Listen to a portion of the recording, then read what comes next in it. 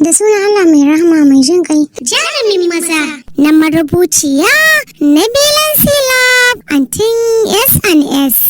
Zaman gidan Alhaji ya yi wa Gadanga daɗi matuƙa na ganin kuma yadda Alhajin ke bashi kulawa ga kuma Hajiya Laila na girmama shi da mutuntawa yasa ya kwantar da hankalinsa. Tun a ranar da ya iso gidan Alhajin ya sada shi da Hajiya ya ji matar ta burge shi bayan ma da Alhaji ya bata amanarsa ta kuma ce ta karɓa za kuma ta riƙe bisa amana tamkar ɗan cikinta ya kuma fara gani da idanunsa domin a kullum sai ta fito ta ga lafiyarsa har ɗakinsa. Ta kuma aiko masa da abinci mai kyau da lafiya musamman ta gaya wa mai aikin ta dije kan cewa ta tabbatar ta bambanta abincinsa da na 'yan aikin gida da na mai gadi dan shi dan masu gida ne ta kuma gargaɗe ta akan ta ringa kula da lokacin cin abincinsa kada ta ringa bashi a kurarren lokaci.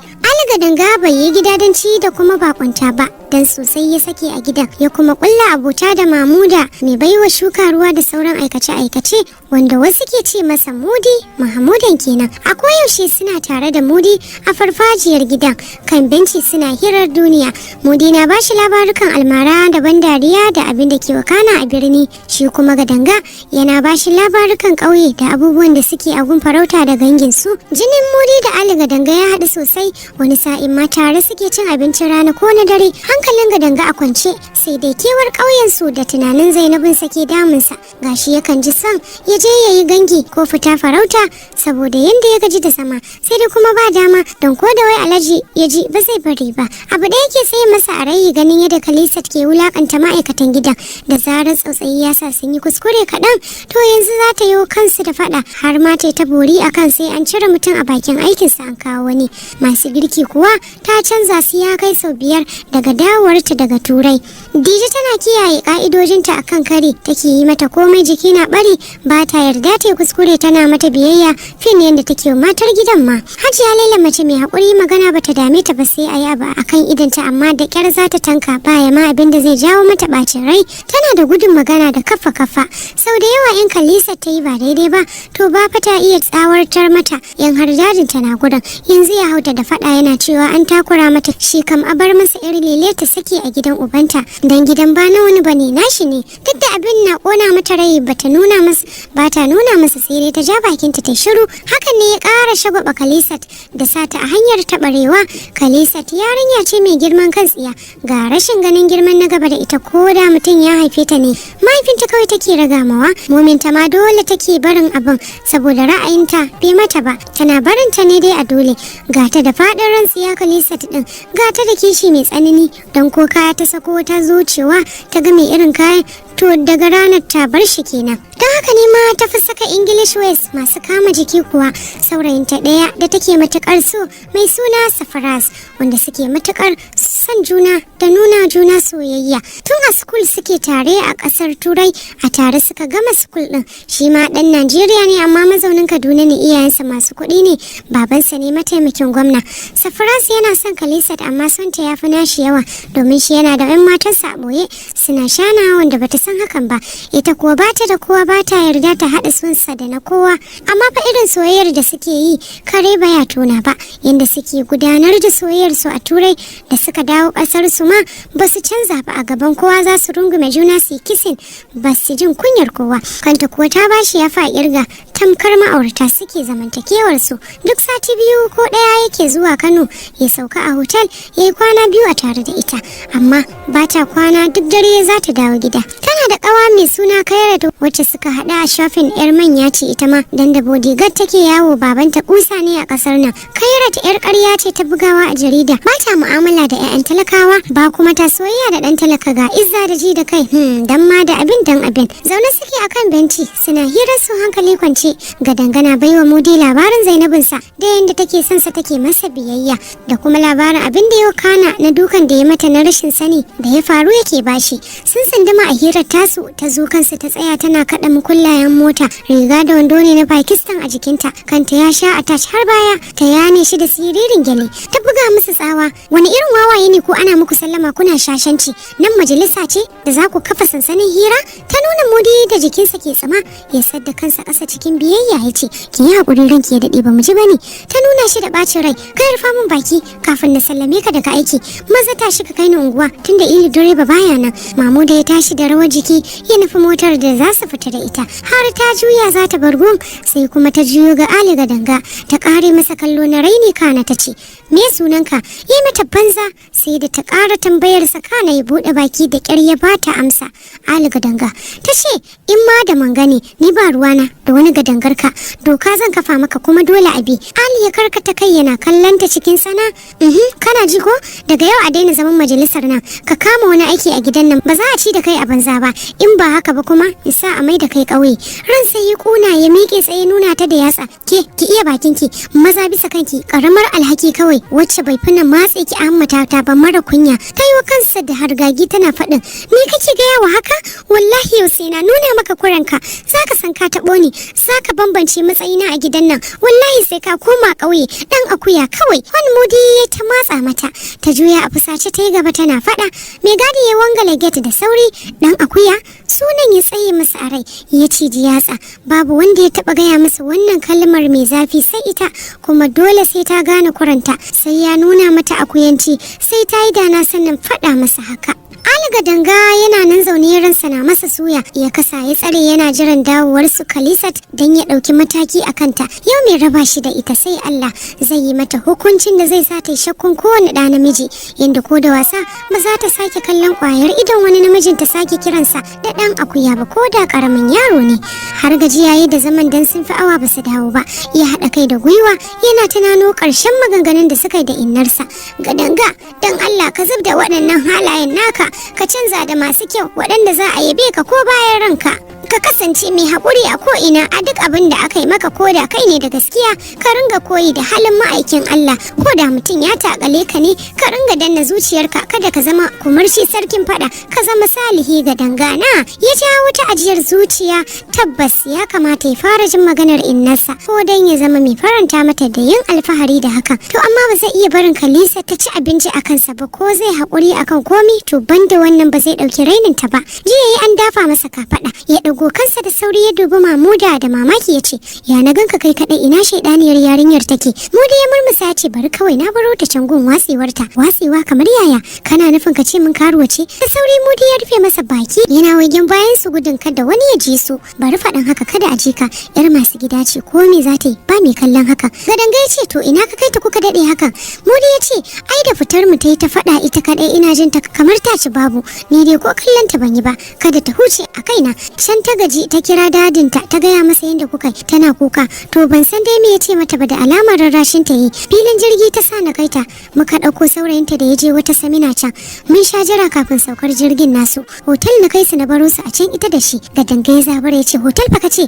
Mu da ya gida kansa ya ce, kwarai kuwa, ai duk lokacin da ya zo ina kai ta in baro ta a can, in dare yayi sai ya dawo da ita a motar wani abokinsa. Gadanga ya ce, tab lalle yanzu yarinyar nan tana haka, amma Alhaji ya sani baya mata faɗa. Kai ka kuwa san da Alhajin ke yi mata? To ko faɗa bai taɓa yi mata ba, balle kallon banza wanda duk ya mata ma ransa ke ɓaci. Kai ma ina so in baka shawara akan kada ka ƙara ɗaga mata murya, saboda shaidaniya ce ba abin da ba za ta iya yi ba, ganin an bakanta maka rai. Gadanga ya ce, ka san Allah Mudi, sai na nuna mata na fi ƙarfinta, sai ta gane kuranta a gidan nan, zan nuna mata ni ɗan akuya ne yanda ta kira ni, kuma in zauna lafiya. Mudi ya ce, me kake shirin yi mata ne? Gadanga ya masa banza yana huci, kana so ka koma ƙauye ba shiri kenan. Ali Gadanga ya har zubo, to sai me, dama dole aka yi min ban so ba na taho, dan an maida ni ko a jikina, dama har yanzu kewar garinmu bata sake ni ba. Gyaɗa kai kawai Mudi yayi, bai ƙara cewa komai ba, dan bai hango tsoro ko kaɗan a idan Gadanga ba, zai iya yin komai akan wannan lamari. An yaka da kwana biyu Gadanga yana zaune shi kaɗai akan benci yana jin labarai a Aminci rediyo. Mudi ne ya bashi dan ta ringa taya shi hira, shi kam ya bar zaman zai bi doka. Alhaji ne ya fito zai fita yana ta sauri da ya ga Aliyu sai ya tsaya. Da sauri ga danga ya gaida shi a ladabce. Cikin fara'a Alhaji ya amsa yana cewa ba da wata matsala ko? Eh babu Alhaji. To ai shikenan dama ina so in gaya maka ma zaka fara zuwa aiki a kamfani na kera aluminium akwai a matsayin da nake so ka samu a ciki. Office na saka a gyara maka. Dan haka kafin a gama shirye-shiryen abubuwan ina so ka ringa kai Kalisat duk inda za ta je kafin direban ta Ili ya dawo daga garin su. Cikin biyayya ya ce to babu komai Alhaji nagode. Duk da abin bai masa daɗi ba na kai Kalisat unguwa da zai ringa amma bayan da zai yi ba zai iya ma Alhaji musu ba. Yana cikin tunani ya samo mafita dan ya ci burin wulakanta ta amma ko ta wannan hanyar sai ya rama abin da ta yi masa. Ita ma a can bangaren ta murna take ga danga ya zama direban ta na 'yan wasu kwanaki wanda hakan za ta yi masa wulakancin da bata taba yi wani ɗa namiji ba sai ya gwammace dama bai zo birni ba. Kawar ta Kairat ta bata wannan shawarar kan cewa ta mayar sa direba kawai dan ta samu hanyar wulakanta shi tunda shi tsageri ne baya ganin martabar na 'ya'yan manya tun daga danga ya muzanta ta ji ta tsane shi ta damu matuka har ta gaya wa Kairat kai har Safaras ɗinta sai da ta gaya mawa shi haƙuri kawai ya bata dan ba mai tashin hankali bane. Tofa mu je zuwa. A ranar farko da za ta sa ya kai ta unguwa ta tsala uban sun kwalliya da ƙananan kaya matsatsu yar fikil ɗin riga ko bra ba ta saba don abubuwa sai suke kyam. Bayan sallar asuba ne dina za ta je na ƙawarta da ake a Royal Hotel. Yana zaune kan benci yana jan carbi yayi sallar magariba ta zo kansa ba sallama ta ja ƙirebe ta tsaya daga dara da izza ta ce masa kai ji mana zan fita unguwa ka ɗan mota ka kai ni. A zuciya kalle ta sama da ƙasa cikin tsana ya ce mata ni ba kai bane kuma ba za ni ba dan har sai kin kira ni da sunan da na gaya miki kin kuma yi min sallama kana zan kai ki. Ta ce ji yatsa ta so ta yi masa rashin mutunci sai kuma ta tuno abin da take shirin masa in sun fita sai ta kanne da ta tuno yadda Kaira ta tsara mata nan ta yi masa sallamar cikin wata murya ya ce da ita ashe musulma ce ki. Ta ce masa Ali kake kowa ka tashi ni ka kai ni unguwa dina gare ni kada ka ɓata lokaci. Yi mata kallon banza ya ce kin san da cewa ba inda na sani a garin nan dan haka sai ki je ki samo mai kai ki badalar ki amma ba ni ba da nake bako. Ta danna abin da ke ranta ta ce ai na san kai bako ne so nake dama ya zamo ne ce silar budewar idan ka abin ne zan ringa nuna maka hanyoyi tunda ai ko a kauye dole a yi wa kidahu mai uzuri. Tana gama fadar haka ta yi gaba tana karairaya tana cewa in kuma ba za a kai ni ba in buga in gaya wa dadin yanzu nan.